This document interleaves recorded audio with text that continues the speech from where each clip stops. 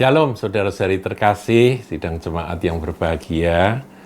Saudaraku, dalam Suara Gembala kali ini saya akan ngajak saudara untuk merenungkan satu hal yang penting buat kita ketahui, yaitu bahwa menjadi fleksibel, bertoleran, dan kita menjadi orang Kristen yang simpatik, itu bukan fanatik tapi simpatik, itu ada batasnya, saudaraku.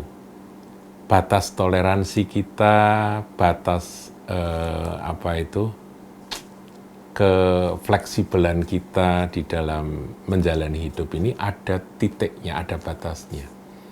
Jadi kita baik pada semua orang, kita menghargai akan semua keyakinan, tetapi ada satu titik yang mana kita tidak bisa berkompromi. Saya akan ngajak saudara untuk membaca akan riwayat dari 3 hamba Tuhan pada zaman Daniel. Ini 3 sahabat dari Daniel yang namanya dikenal dengan Sadrah, Mesah, dan Abednego. Sebetulnya itu adalah nama Babel, saudaraku ya. Mereka punya nama Ibrani, tapi kita nggak masalah ya, kita sebut Sadrah, Mesah, dan Abednego. Kita akan lihat, saudaraku, ayat 14 dari Daniel pasal 3. Saya bacakan judul perikopnya, Perapian yang Menyala-nyala.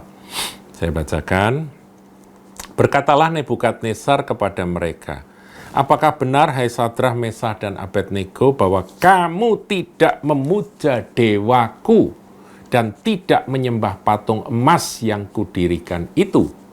Sekarang, jika kamu bersedia, demi kamu mendengar bunyi sangkakala, seruling, kecapi, rebab, gambus, serdam, dan berbagai-bagai jenis bunyi-bunyian, sujudlah menyembah patung yang kubuat itu.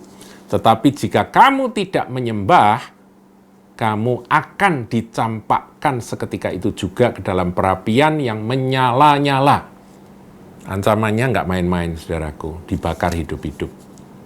Dan dewa manakah yang dapat melepaskan kamu dari dalam tanganku? Di sini Nebukadnezar nantang, saudara.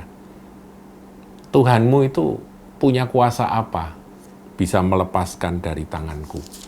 Aku sudah memutuskan sembah patung emas itu, ketika nanti ada bunyi-bunyian, ada musik, kamu harus sujud.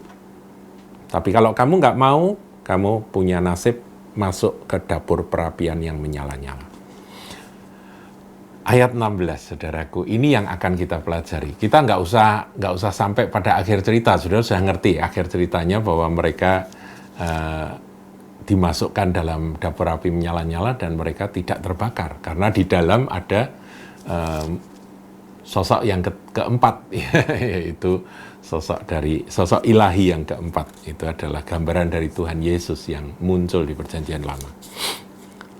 Ayat yang ke-16. Lalu Sadrah, Mesah, dan Abednego menjawab Raja Nebukadnezar. Ini jawaban mereka. Tidak ada gunanya kami memberi jawab kepada Tuanku dalam hal ini. Jika Allah kami yang kami puja sanggup melepaskan kami, maka ia akan melepaskan kami dari perapian yang menyala-nyala itu dan dari dalam tanganmu, ya Raja. Ayat 18 ini menarik untuk digarisbawahi. Tetapi seandainya tidak, hendaklah Tuanku mengetahui, ya Raja, bahwa kami tidak akan memuja dewa Tuanku dan tidak akan menyembah patung emas yang Tuanku dirikan itu. Saudaraku, ini yang saya maksudkan dengan ada hal-hal yang tidak bisa dikompromikan di dalam hidup kita sebagai umat Tuhan. Saudaraku, kita ini jadi umat Tuhan harus toleran, menghargai keyakinan orang. Kita tidak menghina akan keyakinan orang lain, sebagaimana kita pun juga tidak suka dihina, kan, saudara. Tetapi ketika ada pemaksaan untuk kita melepaskan iman kita, dan dipaksa untuk tunduk dan menyembah pada dewa mereka, taruhannya nyawa. Dan ancaman itu dihadapi oleh Sadrak, Mesak, dan Abednego. Ini pelajaran untuk kita, saudaraku. Saudara, dalam menjalani hidup apapun juga, saudara, mari kita bergaul dengan bebas, baik, dan ramah kepada siapa saja. Tetapi ada titik-titik tertentu, bukan fanatik, tapi titik tertentu yang itu adalah ranah yang tidak bisa disentuh. Kalau engkau paksakan itu, dapur api pun aku akan masuki. Ngerti ya, saudara ya? Itu adalah sikap. Nah, yang luar biasa adalah kata-kata dari ketiga hamba Tuhan ini. Dia berkata di ayat 17, jika Allah kami yang kami puja sanggup melepaskan kami. Ini sepertinya kalau Allah yang kami puja itu sanggup, maka ia akan melepaskan kami. Oh, berarti seakan-akan ada kemungkinan dia tidak sanggup. Bukankah kita sering nyanyi, dia sanggup, Yesus sanggup. Tapi di sini seakan-akan, saudaraku, dalam kalimat ini,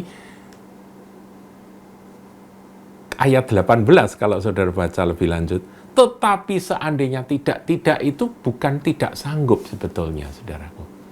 Tapi dia membiarkan aku harus mati demi imanku, begitu ya. Jadi ini ada kita kalau percaya pada Tuhan itu bukan berarti bahwa oh Tuhan engkau pasti akan menolong ketika aku terancam pada bahaya maut demi imanku. Engkau pasti akan menolong. Tidak demikian, saudara. Dia kalau mau menolong, kalau dia akan menolong aku, maka aku akan luput. Tapi kalau tidak, ya aku akan mati. Nah, sikap apa ya? Bukan nekat, saudaraku. Sikap yang betul-betul bulat hati, tidak ragu-ragu, tidak kompromi, dan berserah total. Kalau aku harus mati, biar aku mati. Tapi aku mati di dalam iman.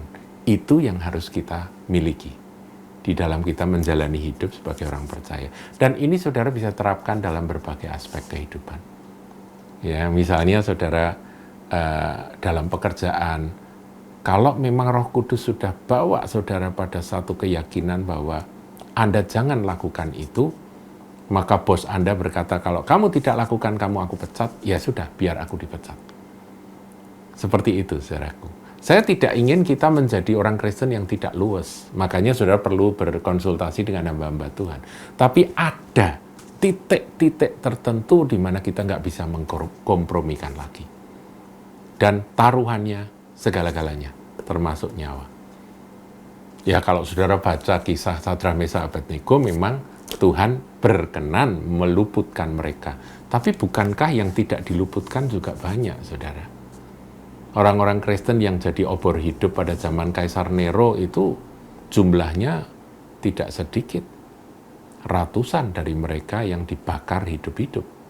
Bahkan seorang rasul bapak rasuli, murid dari Rasul Yohanes yang dikasihi di kota Smyrna, ya, namanya Polikarpus, itu di usia yang sudah sangat lanjut 80 tahun lebih, dia dibakar.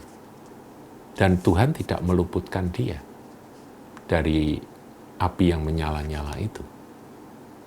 Dan dia mati. Jadi kalau terpaksa aku mati, ya matilah. Itu harus ada di dalam salah satu bagian iman kita, saudara. Kalau saudara baca dalam kisah Esther, satu kali Esther kan akan menghadap kepada raja. Itu kan melanggar hukum. Ya dia puasa dulu, jadi persiapan benar-benar dia puasa 3 hari 3 malam. Nggak makan, nggak minum, semua dayang-dayangnya, semua orang-orang disuruh puasa, yang di luar orang-orang Yahudi disuruh puasa, kemudian berkata, aku mau menghadap kepada raja. I'm going to see the king. If I perish, I perish. Kalau aku mati, ya matilah. Kalau aku nanti harus dipenggal, dihukum mati, ya biar aku mati.